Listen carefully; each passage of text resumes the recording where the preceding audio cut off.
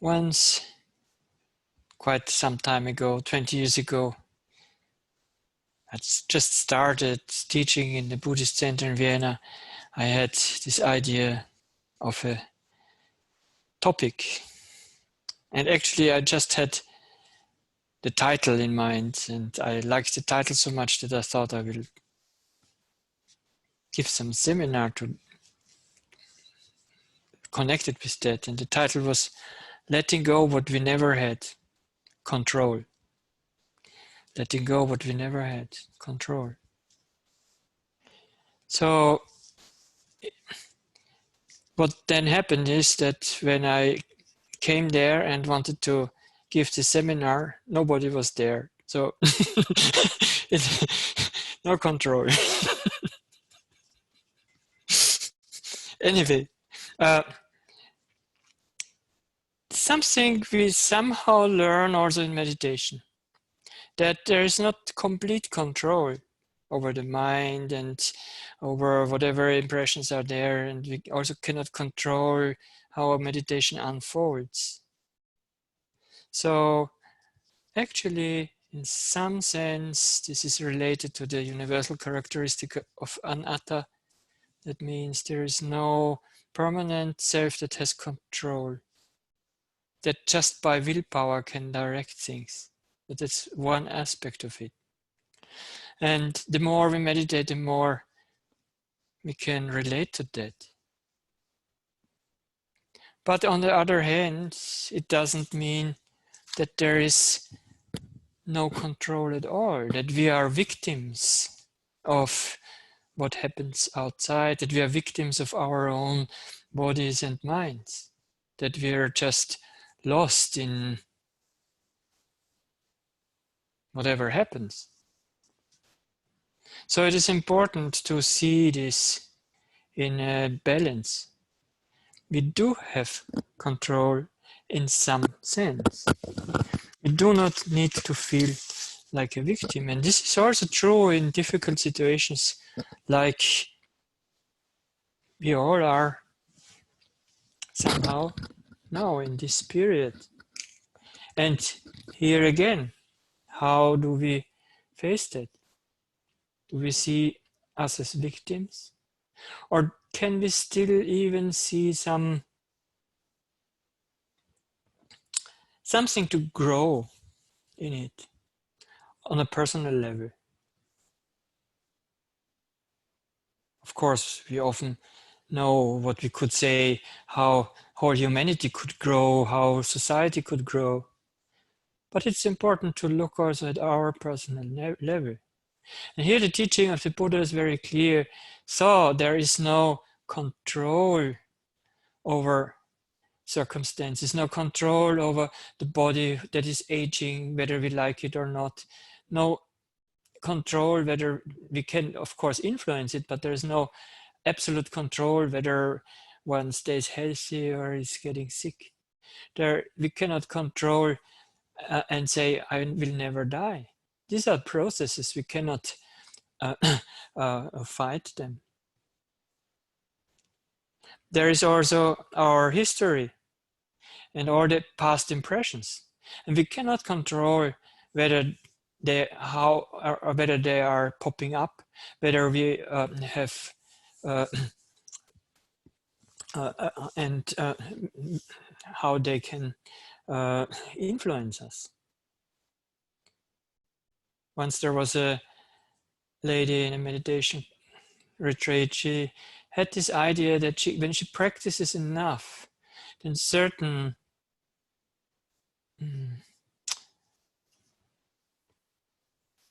impressions from the past that often pop up will not come up again, because she wants to forget that, because it's full of suffering. But even this, we cannot control it. What we can control or influence, I would say, is how to react to certain things. How to react when these old images or whatever are arising. How do we deal with them? So we can train the mind. We can work on the wholesome factors of the mind. And with a wholesome mind, a mindful mind, with maybe even a little bit more equanimous mind, things can arise, but there might be different reactions or no reaction or whatever. Where one sees things just as phenomena in the present moment.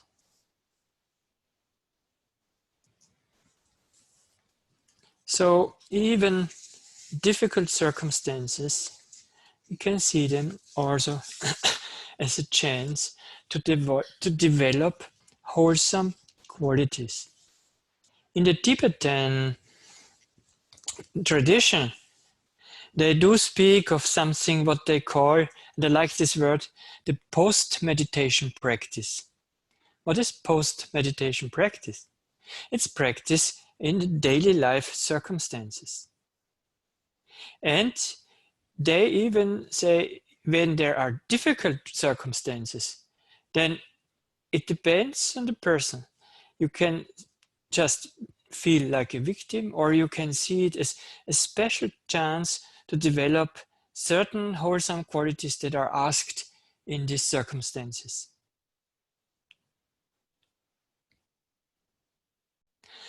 So in a way, so practice is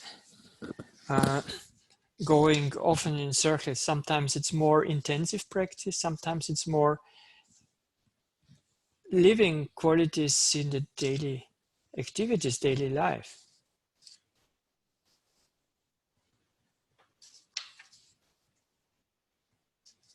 So there is an interesting book that I can recommend by Dilgo Khyentse Rinpoche, who writes a lot about this post-meditation practice. Situations where we think, oh, it's not easy. But how can one use them to develop certain wholesome qualities? Here, writes here, actually the same what I said just before. To continue the practice into daily life, it is necessary to make use of the adverse circumstances that one is bound to meet as a fuel for spiritual practice. So to find some meaning in them. And of course, if there are no adverse circumstances, fine. But we are bound to meet them anyway. So here in the later Buddhist traditions, a certain list of those qualities that especially also in adverse times, but not only in adverse times, but in daily life can be developed. Wholesome qualities that kind of nourish again the meditation practice. So that nourish each other. The intensive practice can nourish those qualities, and these qualities can nourish the meditation practice. And that's called the paramis. In some texts, one find in the Tibetan tradition, one would find 6 qualities called the paramis. In the Theravada tradition, you find 10 qualities called the paramis.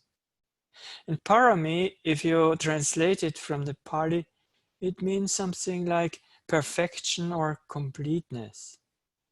And there is an English word which is probably somehow related, and that's paramount. And that means also it is the highest, or something like that. So, of course, this again can create some sense of perfectionism, but parami, perfection, has nothing to do with perfectionism. It's rather just to nourish certain qualities. And through the nourishing, they can grow and they can even help and protect us in life.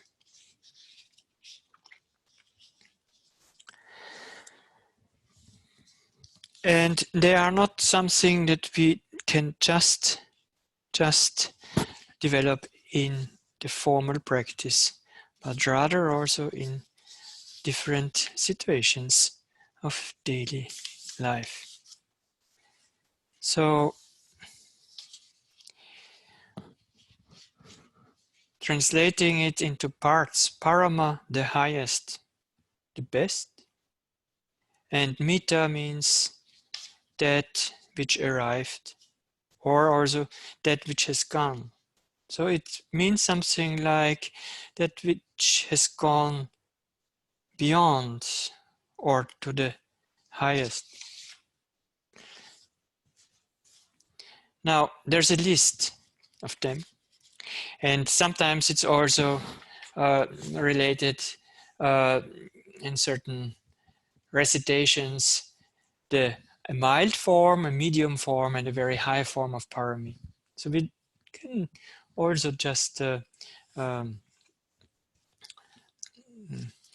first be content with working on mild forms. And I will first quote them and then just shortly go through them each one, each by each. First is dana, which is generosity. The second is sila, or integrity.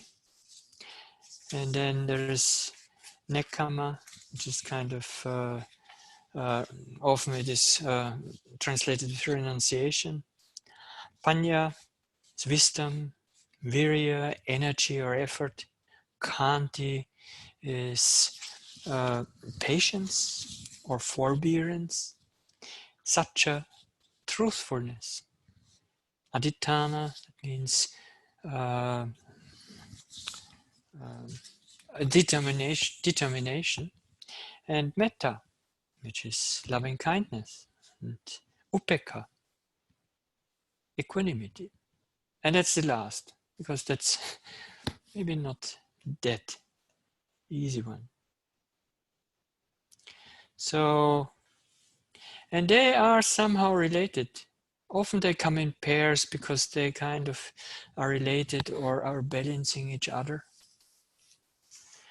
And it's not necessarily about, well, now 10 things to practice, not to forget of anything.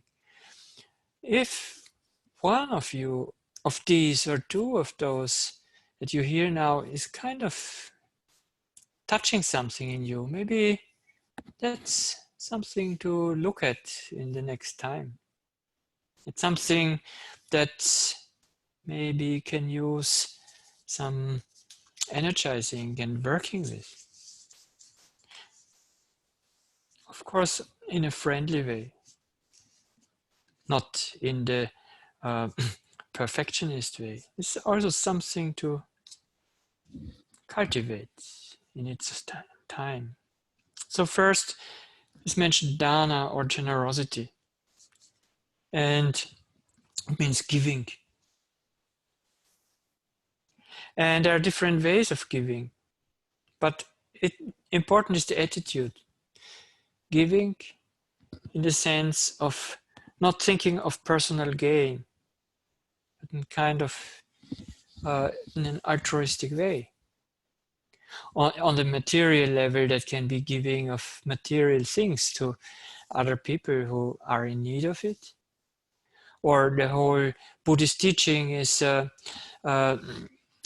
alive also because of this tradition of giving. There is no fixed price. It's just supported. The monks and nuns are supported. And so it's, at the same time a practice also of letting go. So one could give and share material things, wealth, but also skill or time to help somewhere, help maybe at a meditation center, or to give some help to people who need it.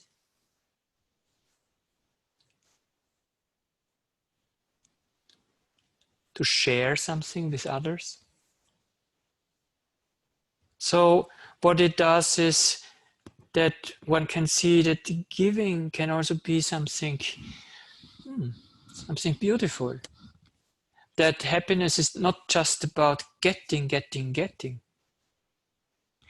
And this is kind of important also attuning to the practice, because meditation practice, it's also not about gaining. One may think of that first. I want to gain special state. I want to gain calmness. I want to gain wisdom or whatever. But more and more one might see that it's more about letting go. Letting go of fixed ideas about us, about the practice. But also about, well, the time not nourishing unwholesome states, so that there is a kind of cleansing in the heart. And as soon as we cling to something even pleasant, one also might see that, well, that's finally leading to another kind of tension and suffering, because it changes. So the more the practice is developing, the more it is about letting go. And at the very, very refined states of practice, call it equanimity is quite strong, then the letting go of any object is the most important. Not to cling to whatever. It's called the non-clinging to whatsoever. And that's where the freedom is. This is where the way out of suffering is to be found. So more and more one may get acquainted with this attitude of letting go, which doesn't come from I know I should let go, but this comes already from deep wisdom that has developed in the course of the time. So as a good support, it is dana and giving is here very, very useful, helpful. And it creates a good being together with others. And the highest dana is, the Buddha calls the Mahadana, is the integrity of our actions, sila. That's the second of the paramis. And we are here reciting every day this 5 sila. I call them the 5 alternative sila, because for the layman and laywoman, for the lay people, the Buddha would recommend 5 sila, which are not exactly the same like what we are reciting here for the retreat, because in the retreat it's recommended to live in celibacy.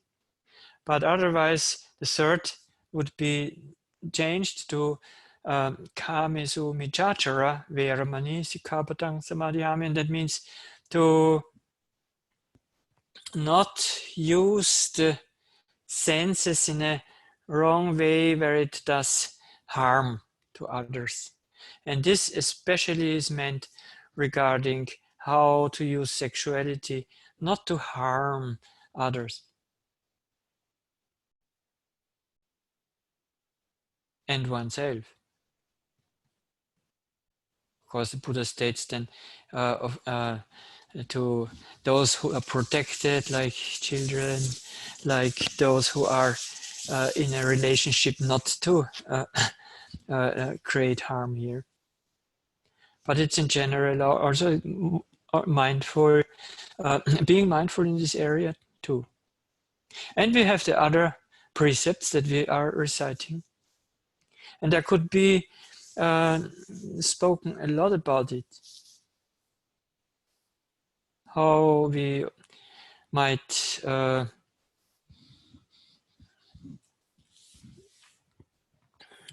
intoxicate the mind. And again here, and this is what I like so much of Thich Nhat Hanh. He calls it the 5 areas of mindfulness.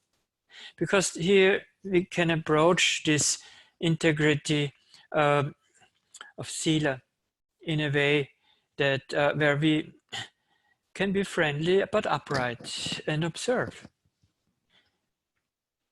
How is it regarding not taking what is not given? How is it regarding respecting life? And sometimes we are in difficult situations and difficult decisions, but let it be an area of mindfulness. So that's about sila, integrity.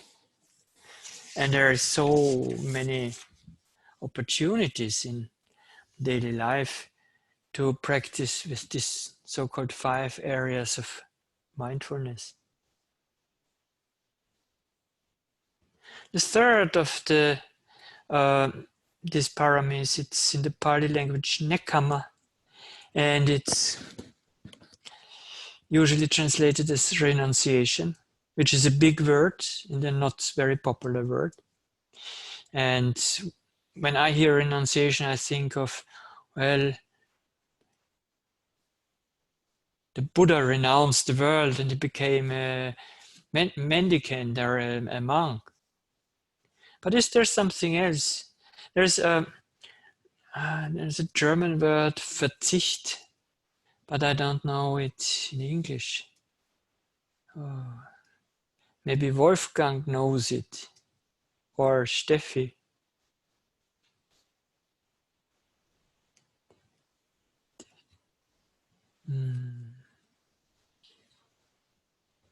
No. Maybe, or maybe Friederike knows it. But we don't hear you, of course. Abstinence. Yeah, maybe abstinence. Rinuncia in, okay, rinuncia in Italiano. Abstinence. Yeah. Anyway, let's look at it.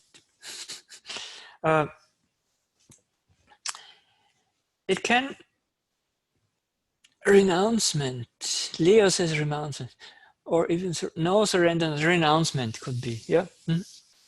So,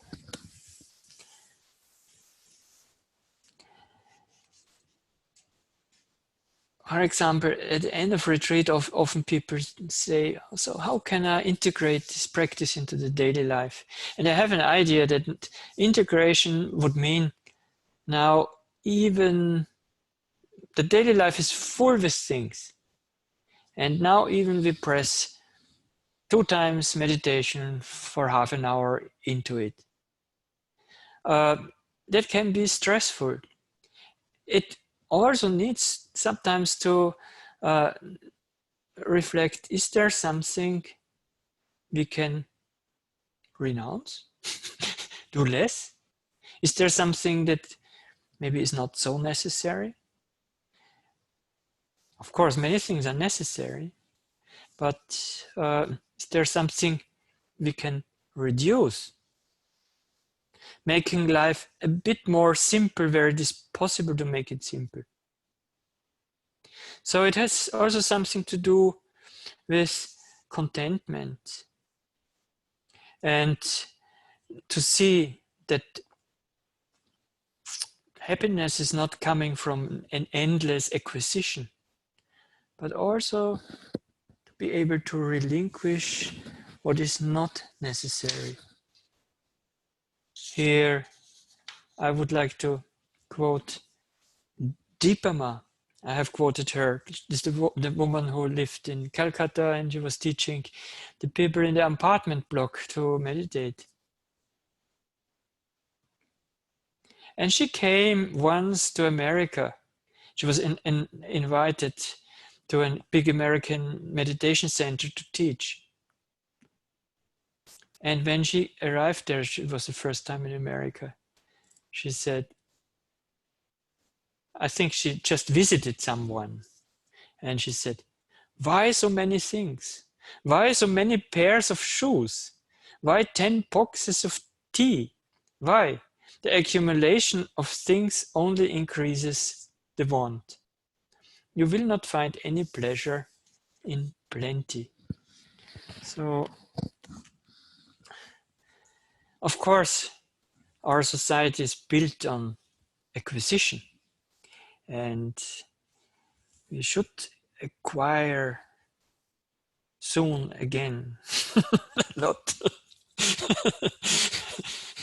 But what also might be interesting, and that sometimes comes into my mind after retreat, that I think actually rather than acquiring, I should, or maybe acquiring something that is necessary, but also to give something away, not only acquire and things get more and more and more. Is there something you can give away? Maybe somewhere where it's used, or just give it away. So nekama also can mean that we consciously leave something. Like, for example, in retreats, one could do this. I never now reminded you because, well, in Pian de Ciliegi, I would do it. For example, not to eat in the afternoon. So, like,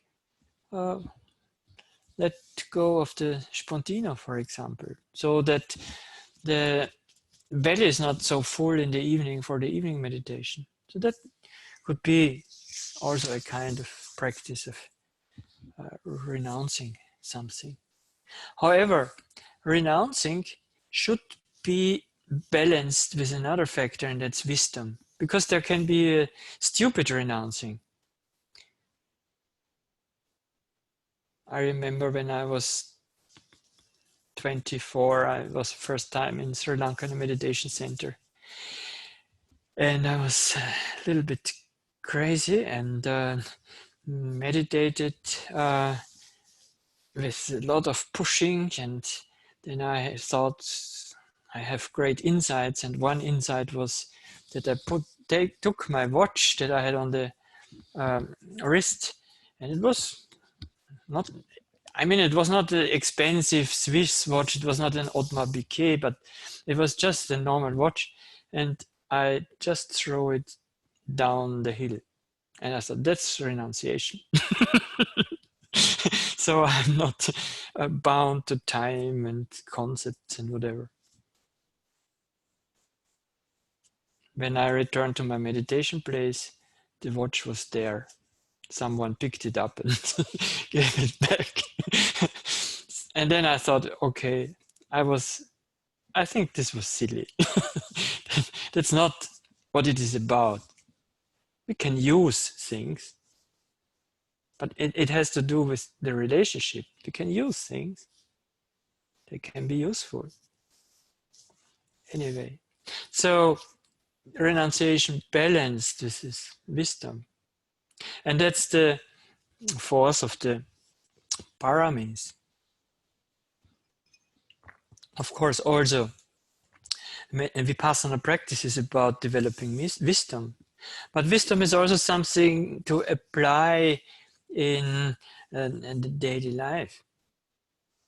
So, for example, the ability to reflect, or to observe and reflect, and also in the daily situations see how, for example, the suffering is created, also for others, but also for ourselves, or how we create our own suffering. We often can observe this in the practice, but We can also observe it in daily life. Or to see things that happen more in the context, in a universal context of the Dharma. So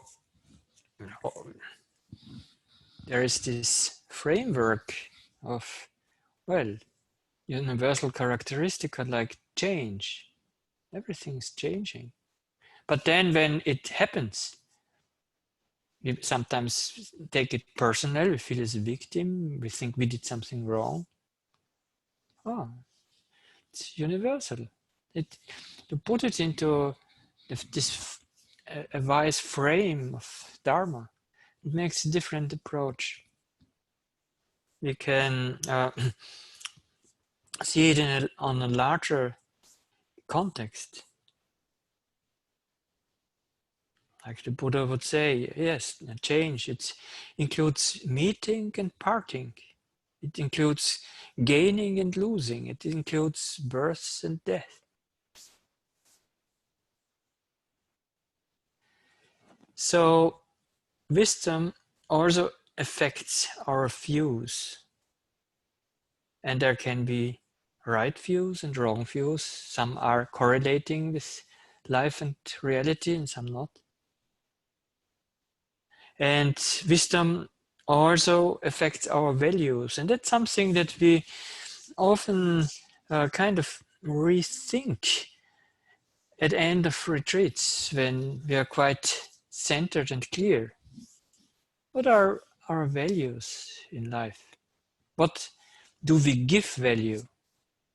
And there might be different values, and it's not that they always have to stay the same. It can change. What is really important to us? And sometimes there are values that are contradicting each other. So here again, sometimes it needs a kind of, I'm here again with the renouncing.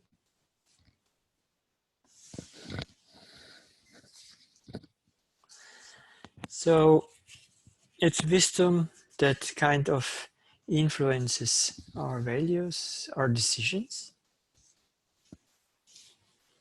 But wisdom is not something we gain and then we have it. It is impermanent and due to conditions. So this is why clarity and mindfulness are a stepping stone towards wisdom. And we may know that, we may have experienced that we have times in our life where we're very clear and we were able to also take wise decisions. And then there might have been times where we're confused and we feel, well, I'm at that moment not even able to have clear and wise decisions. Especially, and in very short time it can change. For example, when you have experienced the 5 hindrances in practice, that's when they are strong there, then wisdom usually is not so much there. And maybe an hour later, clarity is there and wisdom can arise again. So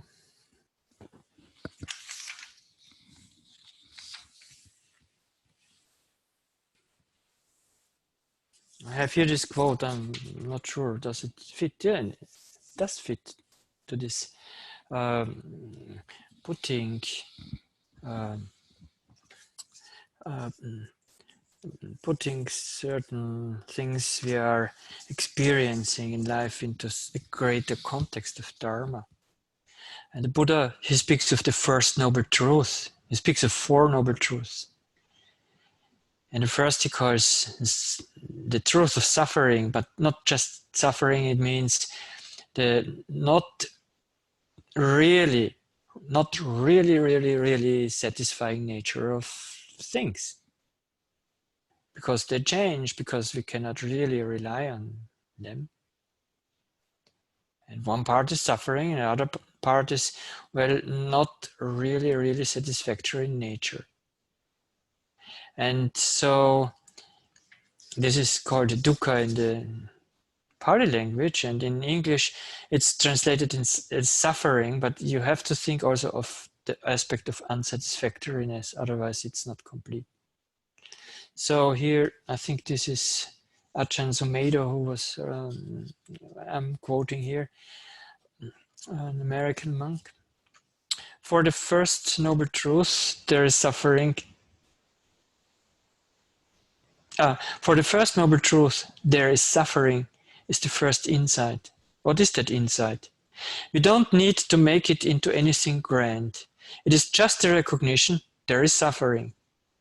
This is a basic insight. The ignorant person says, I am suffering, I don't want to suffer. I meditate and I go on retreats to get out of suffering, but I'm still suffering and I don't want to suffer.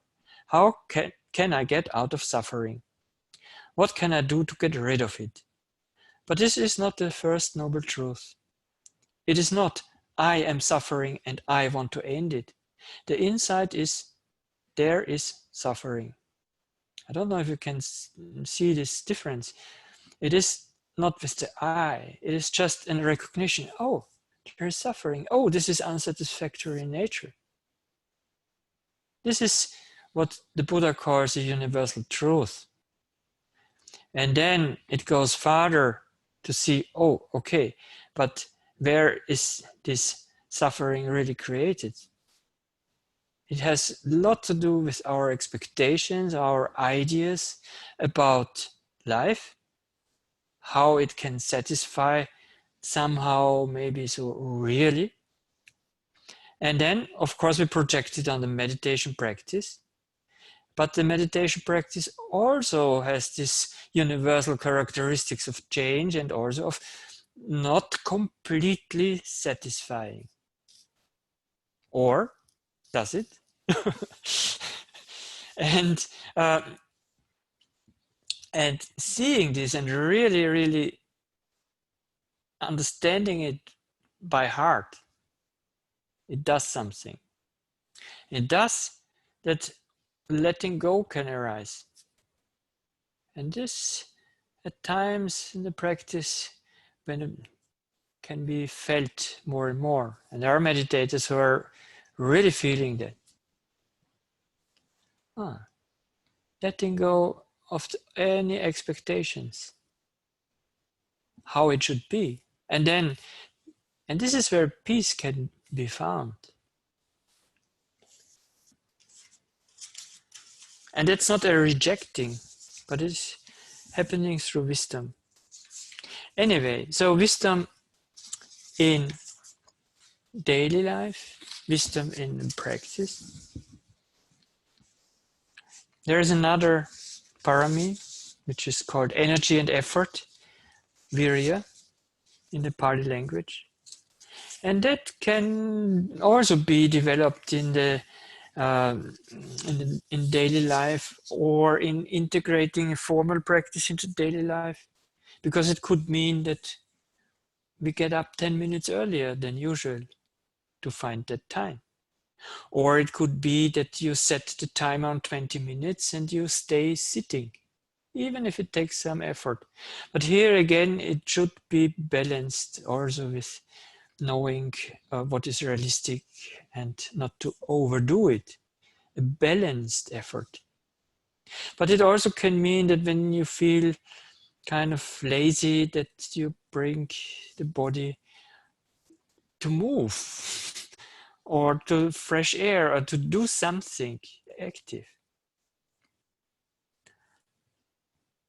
Another aspect of virya or energy or effort is perseverance.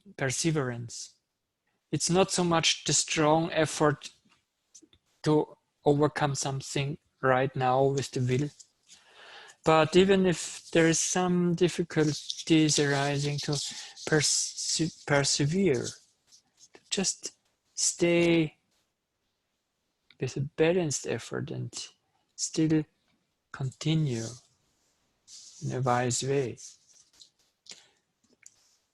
That's actually a very ripe kind of effort. But there can be also a stubborn perseverance. Sometimes it can be helpful, sometimes not. I know some meditators who had this stubbornness, and they had difficult practice, really difficult practice at time. But it was their stubbornness that made them continue, uh, and sometimes really, really also uh, go deep and succeed in some way. However, this energy and effort can be balanced, should be balanced with the next parami. So they come in a pair, energy and kanti. And kanti means to patience. It means patience in the sense of not pushing too much, giving things time to grow, creating conditions, but give it time to grow. It means also to bear unpleasant situations, but not to bear it in a passive way, but in a quite mindful, open, active way. It does, for example, there could be certain unpleasant sensations arising in the meditation practice again and again. To be patient means to bear it, but it doesn't mean that we are equanimous about it. There might be still some not liking it. It's okay. But to bear it in a not non-passive way means, so there is certain resistance, there is a kind of willingness to open up. There's just some kind of willingness to, okay, let me be with this as far as I can. For example, once there was a meditator and she had knee pains again and again. And at one point she said she had this idea that she thought, well, there are so many people in the world who have chronic pains. I'm lucky, I don't have chronic pains. But let me discover how it could feel to have chronic pains. So let me be with this knee pain in such a way, as if it would be the knee pain of some other person who has this chronic pain. And she said it was so transforming because it was not her pain. It was just something universal, human. So, uh, so opening into something that is not so easy to bear. And it also means forbearance in the sense, well, there are people who are not so mindful. There are people who are living in a way that we are not so much thinking this is a good way to live, and so on. And of course, we can get very judging, we can get negative and angry. But here, it could also be an opportunity to develop this parami of kanti, forbearance. It doesn't mean that we say, well, it's all fine and I think this is all good what you do, but still to see, well, this is how humanity is, and humans are not enlightened yet, not perfect. So the next is satcha, truthfulness. And truthfulness has a lot to do also with truthfulness towards oneself. This is something we try to develop in the meditation practice, but also when we go through the day to be, and our daily life, to be truthful to ourselves, in the sense what we say and speak, but also in the sense how we see ourselves. Do we just want to see the positive side? Can we also see and acknowledge the shadows?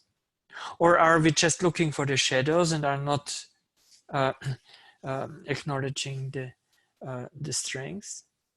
So, or some people, they are creating two worlds. There is the spiritual meditators world, and then there is the other world. And it's like retreat and then the rest.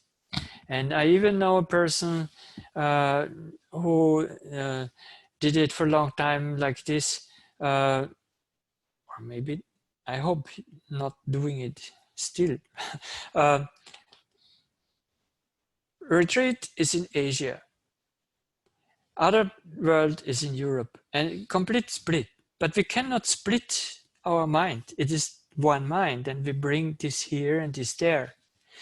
So in this sense, truthful to and really seeing all the aspects of our mind and heart and being. And here I'd like to quote a really wise, enlightened nun from Thailand. She passed away probably 20 years ago or so. Mechi Kao. And here she speaks about truthfulness. She says, sincerity and honesty to yourself is the basis of virtue. Know yourself, accept your faults, and work to correct them. Don't hide anything from yourself. Don't lie to yourself. You can deceive the whole world if you like, but you should never lie to yourself. Because this would be ignorance. And actually, we're working to develop the opposite of ignorance. So, there are three more to mention shortly. And one is adhitthana, and it means resolution. Resolution means to be firm. And it also means to, if we have an intention, the aspiration to hold this intention. That could be the intention to say, okay, this time I'll sit for 20 minutes and then I do it, even if it's completely restless or whatever. It can also be that we have starting some project and we have really the intention to go through this project and to stay with it, even if it gets difficult. However, these resolutions should also be wise. It should be realistic. It should be within our possibilities. So it's one to be resolute. Now, metta, that's the ninth of the paramis. There could be said so much about metta. Are you still hearing me? Because it shows me that, okay. So goodwill, kindness, I call it also mildness, a mild heart. It doesn't mean that this is a stupid heart that is not able to see what is wholesome and unwholesome or whatever, but that can develop certain warmth of heart for oneself, for others, and as a parami, and it is called a parami when it's developed more and more towards all beings. To all beings. Well, we might not be there, but we may at times, and also with the practice of the metta meditation, where we haven't gone so far, where one is thinking of people who are difficult, whom we don't like, and still radiating wishes of goodwill as a kind of way of love that is not ego-centered. We're thinking maybe even of the suffering of those people and wishing them not to suffer. So that can be developed, and it is said, and it's not only said, it's like this, as an antidote to anger, aversion.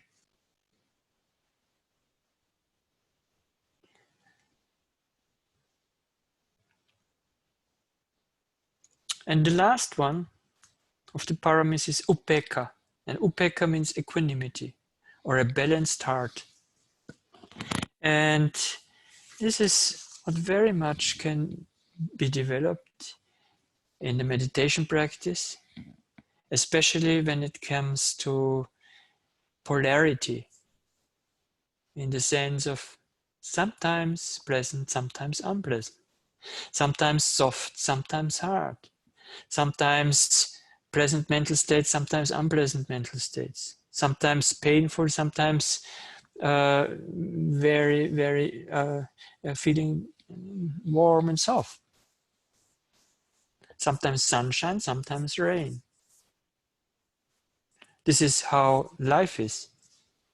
Of course, one tries to be only on the sunny side sometimes, or if you have too much sun, always on the shady side. Depends where you live. And this is often in life not realistic. So there is this list that I find that, oh yeah, what is called the 8 worldly conditions. We find it in very old discourses of the Buddha.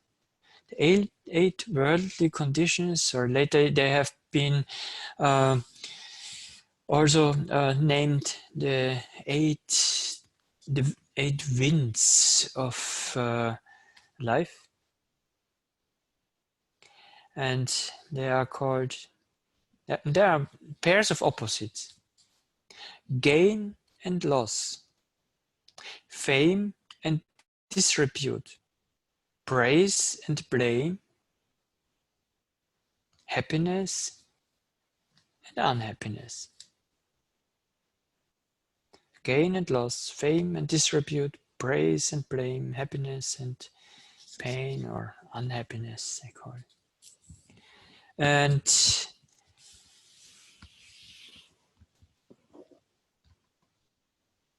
here we might also see the difference of a beginning meditator and an experienced meditator.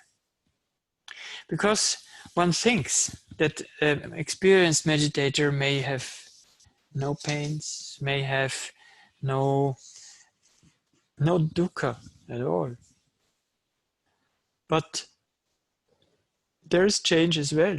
There are maybe similar things happening, but the difference is how to relate to it. And equanimity is a kind of relation that can be in peace in the midst of things, in the midst of changing things, in the midst of polarity. And there's an interesting word in the Pali language where it's called one kind of equanimity that is experienced when the meditation is very developed. And it's called Tatra Machatatta. It's the equanimity of Tatra Machatatta, and that means there in the middle. So right in the middle of things, of changing things, of even polarity of things. But the mind is not going here and there, but it's just aware, present, but it's not moved by it. But it's still not cold and unmoved, but it is very open, but very balanced and mindful and aware. So I don't think that we can develop this equanimity by will. So And this is probably why it's the last here. It's something but life tests us. So maybe in this sense, it also fits into this developing of paramis in the daily life, because life is testing. So that's quite a lot to, to, to do. But I'm just